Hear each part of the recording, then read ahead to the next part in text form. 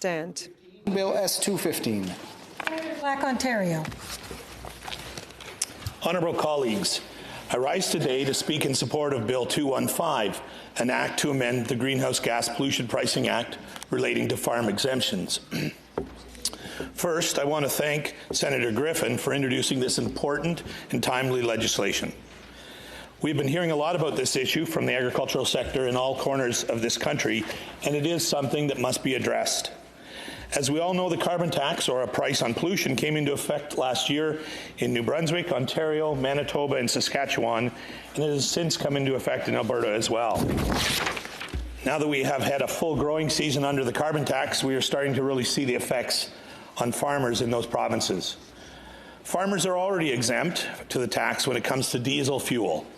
Bill 215, S-215, would exempt them from other fuels as well. Specifically, this bill will amend the definitions of eligible farming machinery and qualifying farming fuel in the Greenhouse Gas Pollution Pricing Act. The current Greenhouse Gas Pollution Pricing Act defines eligible farming machinery and specifies that property that is used for the purpose of providing heating or cooling to a building or similar structure is not included. This bill would add to that point in the definition. Additionally, the Act currently defines qualifying farm fuels as a type of fuel that is gasoline, light fuel oil, or a prescribed type of fuel.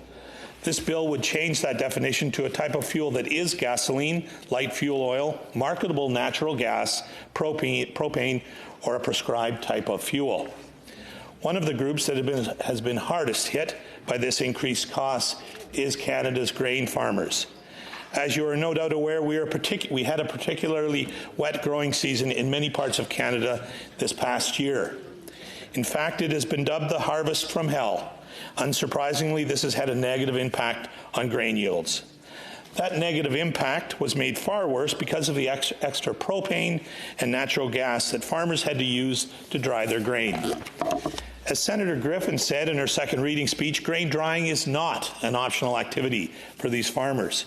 Farmers don't set their prices, so the additional costs are absorbed into their production costs, increasing the financial burden on individual farmers and making our agricultural industry a whole lot less competitive. And we're not talking about a minor increase. The Agricultural Producers Association of Saskatchewan, one of the regions most severely impacted, estimates that an individual 5,000-acre farm will lose between $8,000 and $10,000 in net income this year alone because of the carbon tax. They expect those numbers to rise to between $13,000 and $17,000 by 2022, which is 12% of farmers' net income.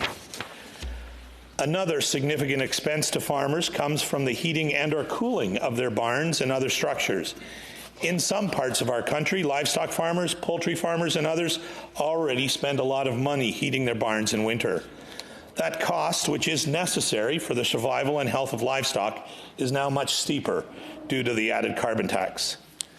Colleagues, I understand the seriousness and immediacy of the climate crisis. I am in no way trying to downplay it. I'm also not arguing against a price on pollution. I am simply saying that the tax doesn't affect all sectors equally, and that it should be modified to minimize its harm on farmers. Not only do farmers do vital work of providing us with food and fiber, they also have a major role to play in the fight against climate change. The additional cost to farmers with this carbon tax does not take into consideration the important part farmers already play and can further play in the mitigation of carbon emissions.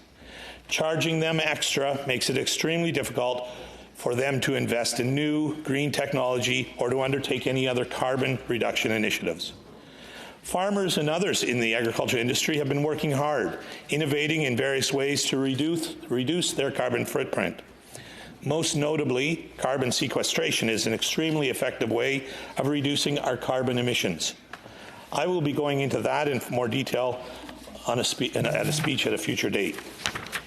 It should be noted that legislation is supported by agriculture organizations across the country, including Grain Growers of Canada and its member organizations, as well as the Canadian Federation of Agriculture, the Canadian Federation of Independent Business, the Alberta Wheat Commission, and many, many more.